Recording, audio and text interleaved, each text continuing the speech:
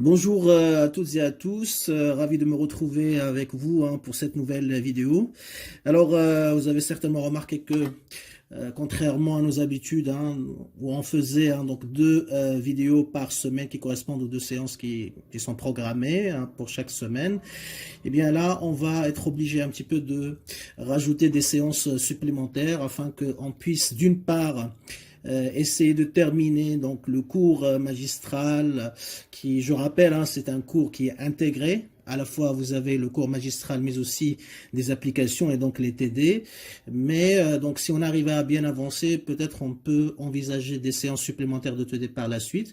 Mais la priorité, bien sûr, c'est au cours magistral intégré. Et donc, c'est la raison pour laquelle j'ai décidé à partir de cette semaine donc de rajouter des séances supplémentaires pour qu'on puisse, comme je viens de le dire, terminer le programme dans les meilleures conditions possibles, c'est-à-dire ne pas bâcler, et puis vous permettre aussi donc de suivre au même rythme, à la même cadence, afin que vous puissiez assimiler donc les différents éléments donc de ce cours. Et donc voilà, d'où la nécessité donc de rajouter ces séances supplémentaires. Et donc à partir de maintenant, on va plus dire voilà c'est la séance de lundi ou mardi, donc voilà, il y aura des séances de mercredi, de jeudi, etc. Donc, bien sûr, sans aller au point de vous trop charger, mais l'essentiel, c'est que de vous préparer ces supports de cours. Après, c'est à vous, il vous revient de bien gérer votre temps afin de pouvoir revenir à ces vidéos. Donc, et je précise aussi que le temps passe vite. Rappelez-vous, la première séance, quand j'ai parlé que le temps passe vite, et ben, finalement, on y est. Donc, il reste à peu près un mois, bon, peut-être même moins qu'un mois avant les examens. Et donc, voilà, il va falloir un petit peu pour les gens qui sont un petit peu retardataires, de se retrousser les manches et d'essayer d'accélérer un peu plus la cadence, de mettre vraiment un emploi du temps, un planning pour la préparation qui soit rigoureux et il faut le respecter. Donc, la discipline, c'est très important. Et donc, chaque jour, travailler pour essayer donc de valider donc tous les modules avec bien sûr de meilleures notes possibles. Et ne pas faire comme certains qui laissent jusqu'à la fin, en espérant peut-être que 2 jours de préparation suffisent pour préparer un module. Donc ça, c'est complètement donc impossible. Et donc, pour ne pas tomber dans ces travers, essayer donc de préparer à l'avance et de manière organisée. Très bien. Alors, la dernière fois, on avait parlé on avait travaillé déjà sur des applications concernant les propriétés des courbes d'indifférence et aussi on avait introduit la notion, d'accord, de taux marginal de substitution. Alors je rappelle, c'est une notion qui est fondamentale, non seulement parce que ça permet d'étudier donc voilà la pente de la courbe d'indifférence, sa signification mathématique mais aussi économique, mais ça va nous servir par la suite pour étudier l'équilibre du consommateur parce que ça fait partie des conditions pour atteindre ou faire le meilleur choix ou le choix rationnel, c'est-à-dire trouver cette combinaison optimale qui permet à la fois de trouver l'équilibre entre les ressources et les besoins, c'est-à-dire maximiser la satisfaction, en même temps ne pas dépasser le budget. Alors le TMS, j'avais pris l'exemple donc de l'euro, donc taux marginal de substitution, d'accord, entre l'euro et le dirham, et on a dit que on avait trouvé que c'est égal à 10. Ça veut dire quoi, donc le chiffre 10, ça veut dire tout simplement que je dois abandonner, d'accord, 10 dirhams, donc moins 10 dirhams. C'est comme si je baissais la quantité d'argent dont je dispose de 10 dirhams. Je donne, j'abandonne 10 dirhams. Et qu'est-ce que je reçois? Eh bien, je reçois 1 € supplémentaire. Bien sûr, si j'abandonne 10 dirhams, mon utilité il va baisser, n'est-ce pas? Donc, pour la compenser, donc compensation, ok, eh bien, je vais l'augmenter ici grâce à 1 € supplémentaire. Et donc, au final, l'utilité, ce que j'ai perdu ici avec les 10 dirhams, je le récupère ici avec 1 € supplémentaire, de manière à ce que l'utilité reste toujours la même, donc 1 inchangé. Et donc, le taux marginal de substitution ici, entre l'euro et les dirhams, c'est un taux d'échange, on a dit, c'est un taux d'échange. C'est le taux auquel j'échange l'euro contre les dirhams. C'est le taux aussi de conversion. Je convertis 10 dirhams, d'ailleurs, je convertis 10 dirhams en 1 €. Et donc, le taux marginal de substitution, on l'a dit dans la définition, donc c'est un taux d'échange de manière générale entre X et Y.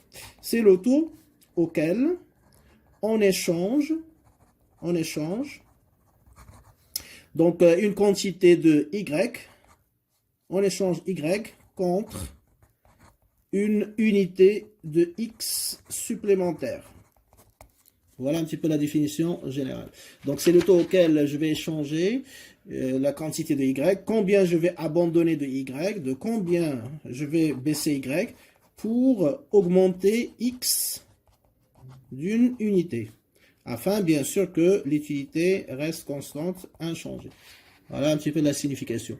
Donc si je prends des cas concrets, hein, donc par exemple, moi j'aime les oranges, d'accord, mais j'ai beaucoup de pommes. Donc je vais chercher quelqu'un d'autre avec lequel je vais faire l'échange, qui bien sûr détient des oranges et n'aime pas non plus les pommes. Donc moi je vais lui donner, si vous voulez, hein, donc n'aime pas les oranges lui, hein, donc moi je n'aime pas hein, donc les pommes, je vais lui donner des pommes, et il va me donner des oranges supplémentaires. Donc la question qui se pose, à quel taux on va faire l'échange? C'est-à-dire combien je vais lui donner de pommes pour qu'il me donne une orange supplémentaire. Et lui aussi se pose la question, combien il va me donner d'oranges, d'accord, pour avoir une pomme supplémentaire. Donc la réponse à cette question, c'est donné par le taux marginal de substitution. C'est lui qui va nous indiquer, voilà, le taux auquel les deux consommateurs, ils vont procéder à l'échange. Imaginons que, voilà, pour avoir une orange supplémentaire chez l'autre, donc je dois lui donner 3 pommes.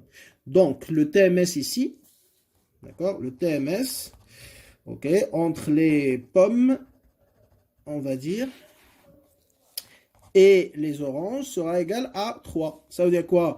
Ça veut dire que je dois donner 3 pommes, donc moins 3 pommes, sont équivalentes à une orange. Voilà. Donc moi, je vais lui donner 3 pommes.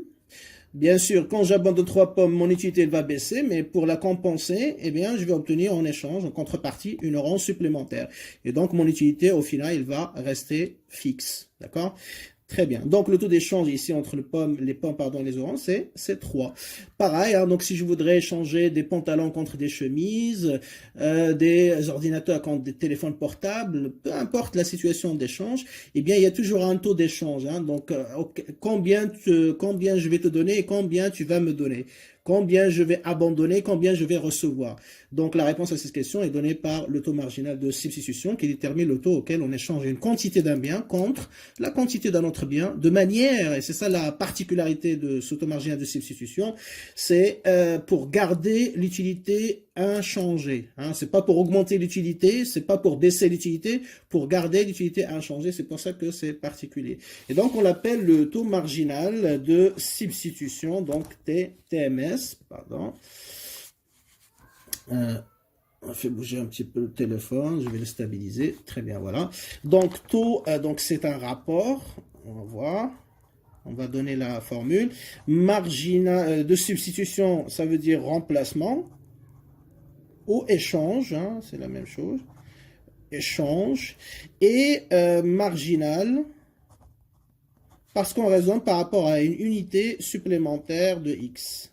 C'est-à-dire combien je dois abandonner de Y pour avoir une unité supplémentaire de X. Ce n'est pas pour 2 unités de X, ce n'est pas pour 3 ou 5 ou 10, etc. C'est pour seulement une unité supplémentaire de X. C'est pour ça qu'on l'appelle marginale. Très bien. Je crois que maintenant la définition elle est claire. On va passer à la formule de calcul. Comment on calcule, ou quelle est la formule de calcul du TMS? Très bien. Alors, pour la formule du calcul, donc, je vais partir un petit peu du raisonnement que j'ai développé, à savoir que pour une variation de Y, donc chaque fois que je fais baisser Y, je dois avoir une augmentation de X, parce qu'il y a toujours relation inverse entre X et Y. Dans quel objectif? Pour garder l'utilité inchangée, constante, fixe.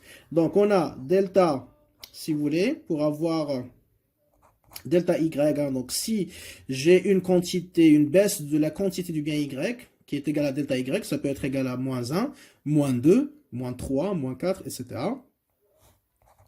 Eh bien, je dois avoir une variation de X, dans l'autre sens. Donc ici, elle est négative, ça veut dire que delta X, il va être positif. Ça veut dire que si je baisse Y, je dois augmenter x. Donc ici une baisse, ici une augmentation pour que l'utilité reste fixe, toujours. Même raisonnement.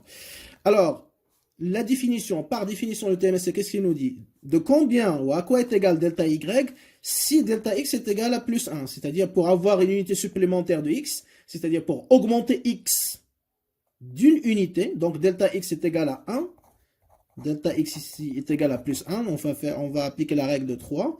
Donc j'augmente x d'une unité supplémentaire. À quoi est égal delta y?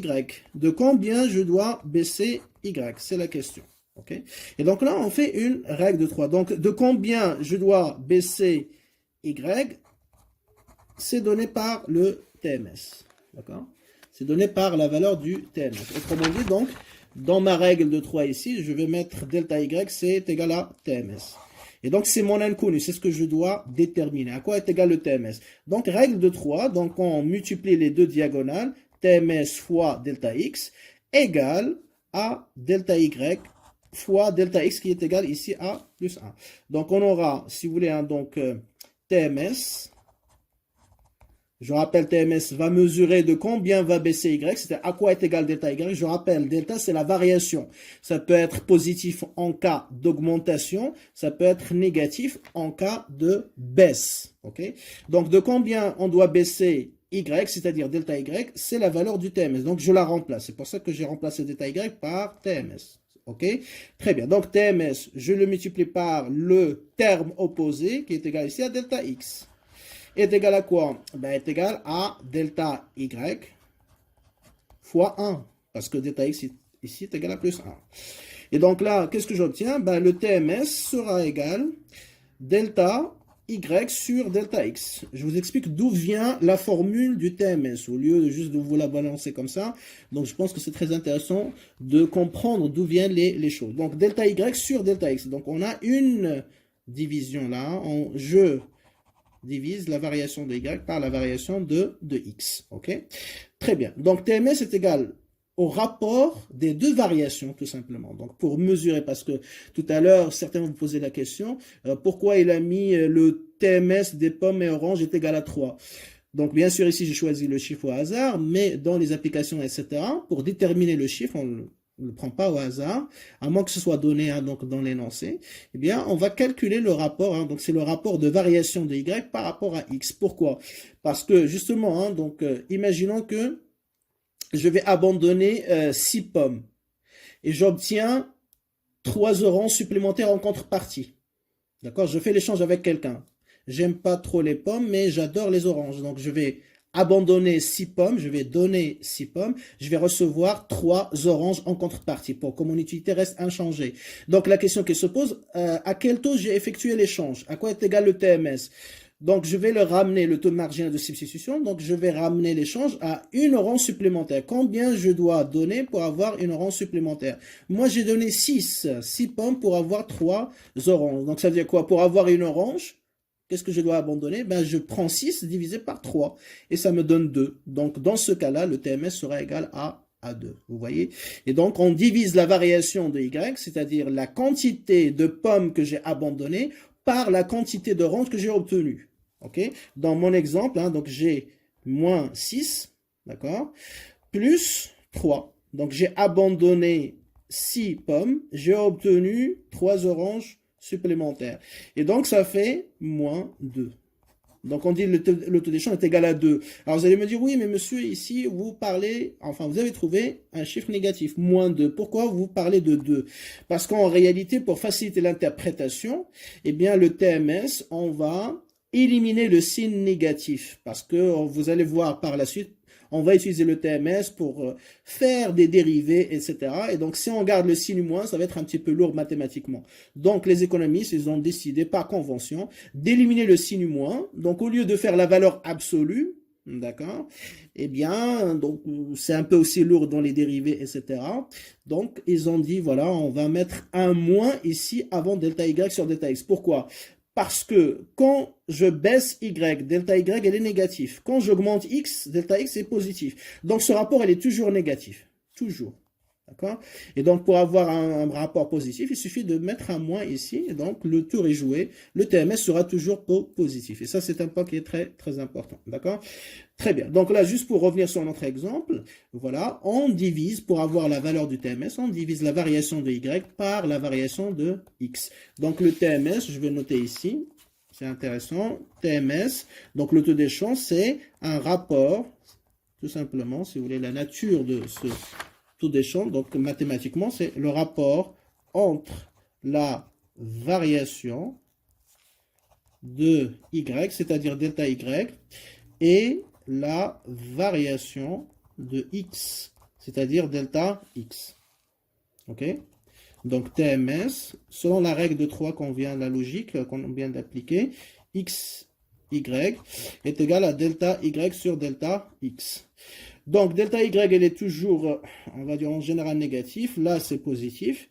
Donc ce rapport est toujours négatif.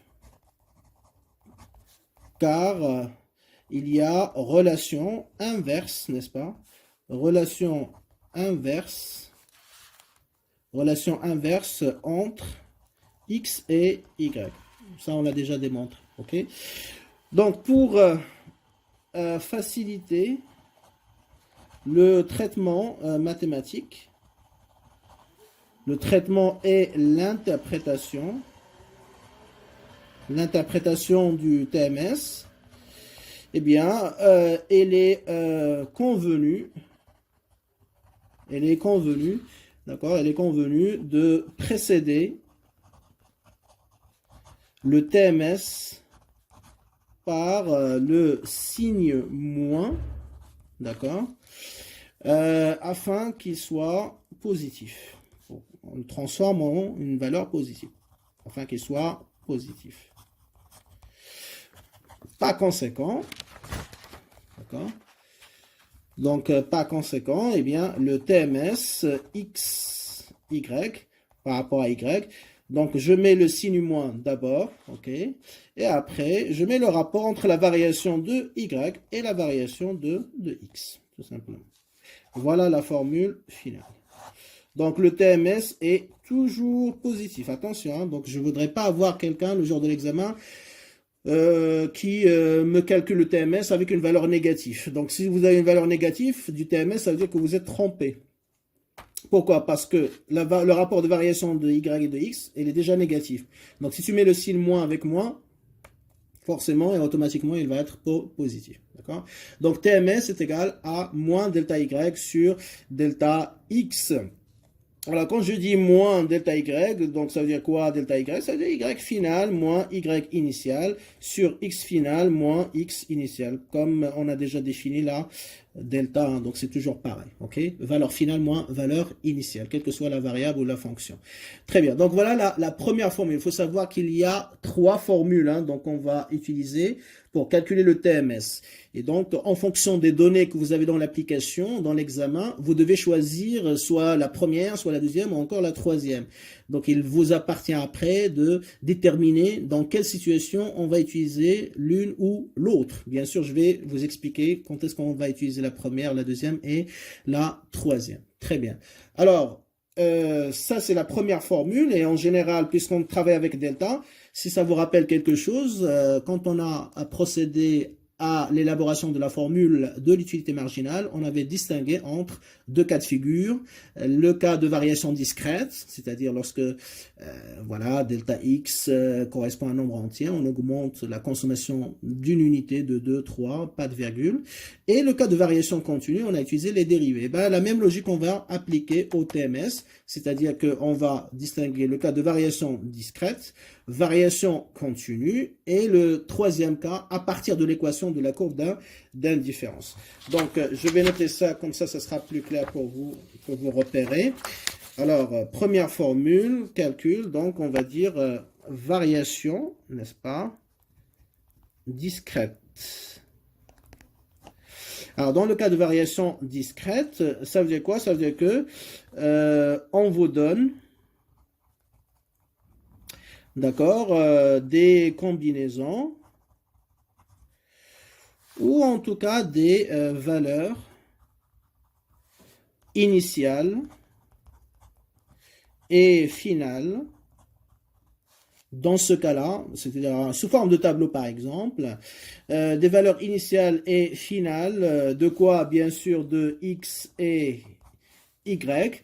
Dans ce cas-là, donc le TMS, x, y, vous allez travailler avec delta. Et donc je vais toujours, n'oubliez pas le signe moins, ne dites pas je vais le faire après. Il faut toujours l'écrire en premier. Delta, y, on commence par y, même si ici j'écris x.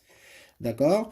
Donc, je commence le numérateur par delta y. Je mets delta y au numérateur et au dénominateur delta x, bien évidemment. D'accord? Voilà le premier cas. Alors, comme j'ai dit, hein, quand est-ce que vous allez utiliser cette formule? Bien sûr, lorsque vous avez un tableau avec des valeurs de x et de y, on vous dit calculer le TMS x, y entre le point A et le point B, d'accord? Ou des valeurs initiales et des valeurs finales, on vous dit voilà la situation initiale, voilà la situation finale, calculer le TMS entre ces deux situations. Parce que quand on parle de variation, c'est toujours voilà entre avant et après, initial et final. Très bien. Alors, je prends par exemple hein, donc sur un graphique. Hein, donc, si vous avez x, y, rapidement, juste pour illustrer. OK. Donc, vous avez ici le point A. D'accord.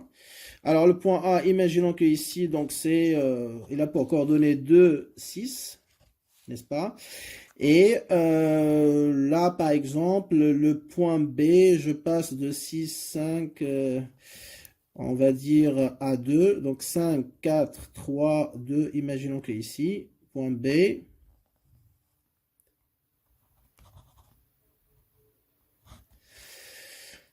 Et là, je passe à 6, par exemple. OK?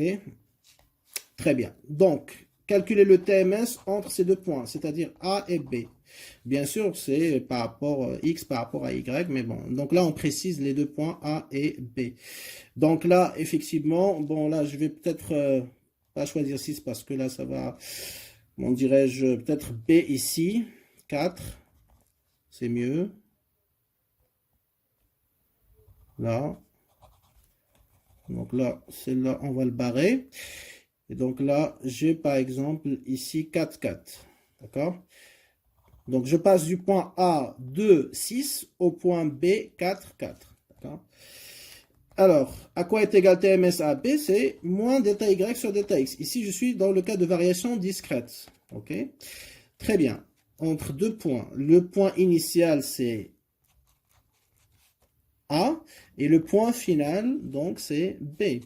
Donc, ça veut dire quoi? Ça veut dire que moins delta Y est égal à quoi? Y final moins Y initial sur X final moins X initial. Je remplace, c'est moins toujours. Y final, donc c'est Y de B. Y initial, c'est Y de A. X final, c'est X de B, bien sûr, moins X de A. Et après, je remplace les chiffres, tout simplement. Donc, YB, on a dit, c'est 4. OK. Moins YA, c'est 6. Et XB, c'est 4. Moins 2. Donc, ça fait moins. Toujours, n'oubliez pas le moins. 4 moins 6, ça fait moins 2. 4 moins 2, ça fait plus 2. Donc là, vous voyez que si je prends uniquement delta Y sur delta X, il est toujours négatif. Hein? Donc là, je vais avoir moins 1. Mais comme j'ai ici moins, donc ça fait 1, tout simplement. Donc 1, qu'est-ce que ça veut dire en fait, son interprétation? Ça veut dire tout simplement que si je voudrais, d'accord, passer du point A au point B, rester sur la même courbe d'indifférence, donc l'utilité ici, hein, donc forcément, elle est constante. OK. Donc l'utilité, je rappelle, hein, donc elle est fixe pour rester sur la même courbe d'indifférence. Eh bien, si je voudrais avoir une unité supplémentaire de x, d'accord, là, je dois abandonner une unité de y. C'est ça la signification. Donc TMS est égal à 1. Ça veut dire que si je baisse y d'une unité, il faut que j'augmente x de la valeur du TMS, c'est-à-dire d'une unité. Si j'avais 2, je vais dire, je vais augmenter x, si je voudrais avoir une unité supplémentaire de x, je dois abandonner une unité de y. Si j'avais 2, pour avoir une unité de x supplémentaire, je dois abandonner 2 unités de y. Si j'avais 3, donc je vais abandonner 3 unités de y, et ainsi de suite. Donc le chiffre, la valeur du TMS, qu'est-ce qu'il indique? De combien je dois baisser y? Parce que de toute façon, x, on est toujours dans la même interprétation. Donc, on augmente x toujours d'une unité supplémentaire, par définition. Donc, ça ne change pas. Donc là, pour interpréter la valeur du TMS, regardez juste la valeur du TMS, et ça vous donne quoi? De combien il faut baisser y. Si vous avez 1, donc il faut baisser y de 1. Si vous avez 2, il faut baisser y de 2. Si c'est 5, il faut baisser y de 5, etc. OK? Très bien. Alors, donc ça, c'est la première façon de calculer le TMS, bien sûr. Alors, après, bien sûr, vous n'avez pas toujours un graphique, hein, donc on peut vous donner un tableau. Donc, on va revenir sur ça dans les applications. OK? Alors, juste dans l'interprétation, hein, donc je prends un autre exemple. TMS XY, imaginons que c'est égal, par exemple, à 3. Alors, quelle est l'interprétation? Eh bien, qu'est-ce qu'on a dit? Pour avoir une unité supplémentaire de X, donc ça ne change pas. De combien il faut baisser Y? Donc, de la valeur du TMS. Ici, à quoi est égal la valeur du TMS? Donc, est égal à 3. Donc, si on veut augmenter X d'une unité supplémentaire, donc il faut baisser Y de 3 unités pour que l'utilité reste bien sûr constante. Voilà l'interprétation. Imaginons que le TMS est égal cette fois-ci à 1,5. Donc ça veut dire quoi? Pour augmenter X d'une unité, toujours, ça ne change pas, vous voyez, eh bien, il faut baisser Y. C'est ça qui change. Hein. De combien va baisser Y? De combien va baisser? De la valeur du TMS. Il faut baisser Y de 0,5 unités. 1,5, 0,5. Pour que l'utilité, bien sûr, reste fixe. Et ainsi de suite. Voilà l'interprétation donc des résultats que vous allez trouver concernant le TMS. Très bien. Alors, une fois on a dit ça, donc, maintenant on va passer à la deuxième formule de calcul, bien sûr. Le cas de variation continue. Alors, dans le cas de variation continue, à quoi est égal le TMS? OK? À quoi est égal le TMS? Alors, variation continue, donc là, on est dans le cas de variation où je peux avoir soit une unité supplémentaire de X, soit 0,5 unités, soit avec 0,0005 ou 0,03 unités de X, etc. Donc, je peux me retrouver avec des quantités qui sont infiniment petites. Et donc, la question qui se pose, à quoi est égal le TMS? Donc, lorsque, effectivement, delta X converge vers 0, c'est la même démarche, le même raisonnement qu'on a adopté pour l'utilité marginale, si vous vous rappelez bien. Eh bien, le TMS est égal à quoi? Moins delta Y sur delta X. Donc là, il va converger encore une fois vers l'infini. Vous voyez, c'est ça le problème. Et donc là, problème d'interprétation. Encore une fois, problème d'interprétation. Donc, pour résoudre ce problème,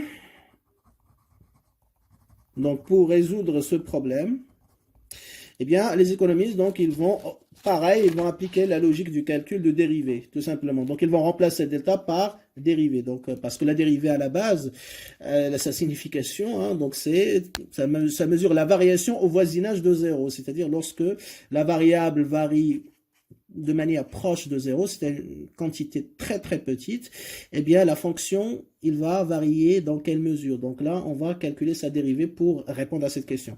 Donc, pour résoudre ce problème, on va remplacer, d'accord, remplacer delta par la dérivée. Pour faire simple, ok? Alors bien sûr, il y a des démonstrations sur ça, mathématiques, donc c'est pas, on n'a pas le temps ni l'espace pour le faire ici. Donc là, voilà, comme on a fait pour l'utilité marginale, quand les variations sont infiniment petites, donc là, on passe de delta à la dérivée. Très bien, donc ça veut dire quoi? Ça veut dire qu'en fait, le TMS, il va être égal à quoi? Il va être égal à la dérivée de U par rapport à X et de U par rapport à Y. Le rapport entre la dérivée de X et la dérivée de U par rapport à Y. Donc, je peux écrire comme ça, U' de X sur U' de Y. Et on va faire la démonstration tout de suite. D'accord? Donc, on va démontrer que le TMS est réellement égal à ça.